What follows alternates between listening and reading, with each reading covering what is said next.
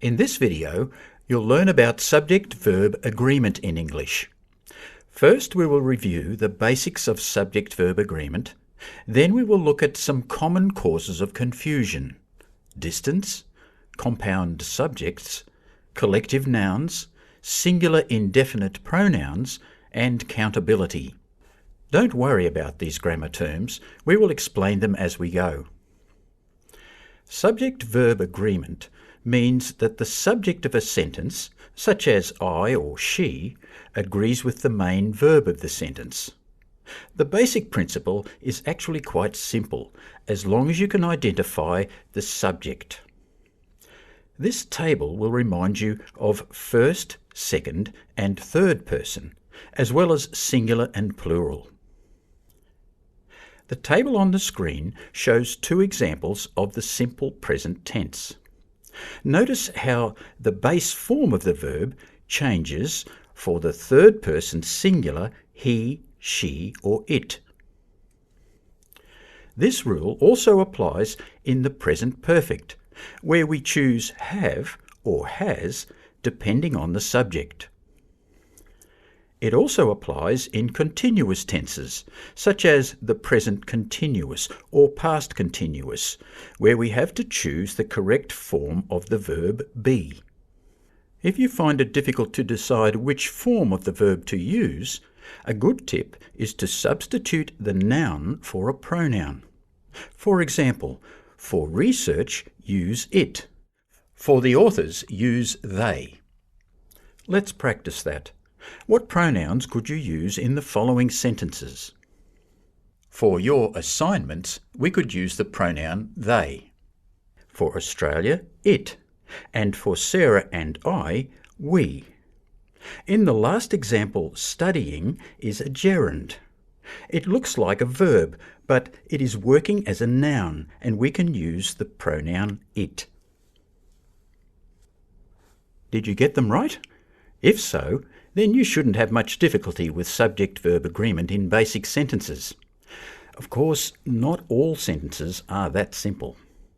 Let's look at some more complicated situations.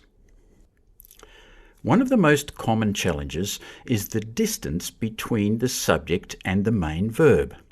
For example, Newton's first law of motion states that a body in motion stays in motion. In this sentence, even though the noun motion is closer to the main verb states, the subject is the noun law, which appears earlier in the sentence. Sometimes you need to look back in the sentence to identify the subject. Don't assume that the subject is the noun just before the verb.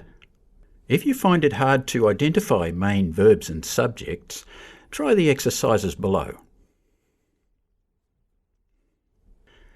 Now let's look at compound subjects. That is, when a sentence has two subjects. For example, the tutor and the student are discussing the lesson. In this sentence, the tutor and the student together mean they, so the verb needs to agree with they. So we can say are discussing, not is discussing. The next example combines a positive and a negative subject. With compound subjects like this, the verb agrees with the positive subject.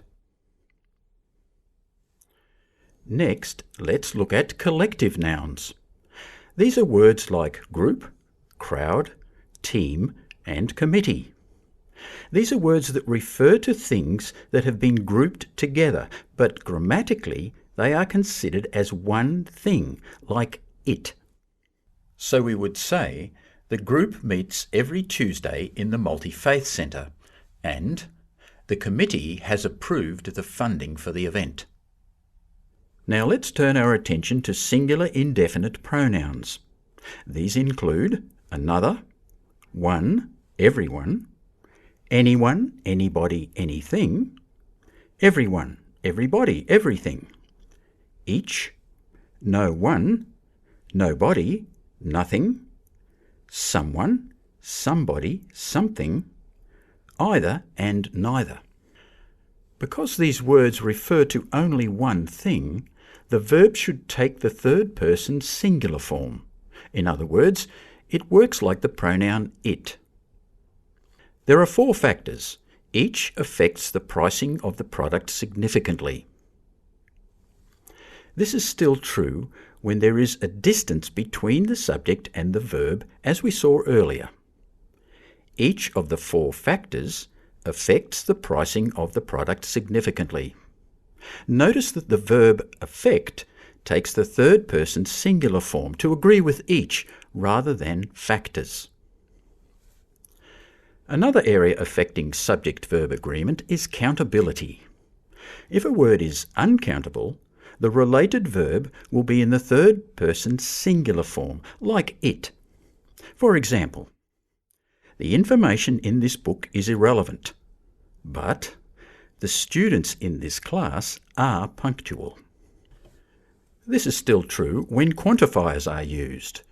All the information in this book is irrelevant. All of the students in this class are punctual. For more on this topic, see the video on countable and uncountable nouns. This video has introduced you to how to recognize the subject of a sentence, the form of the subject, and some of the challenges with subject-verb agreement. Now try some of the exercises below.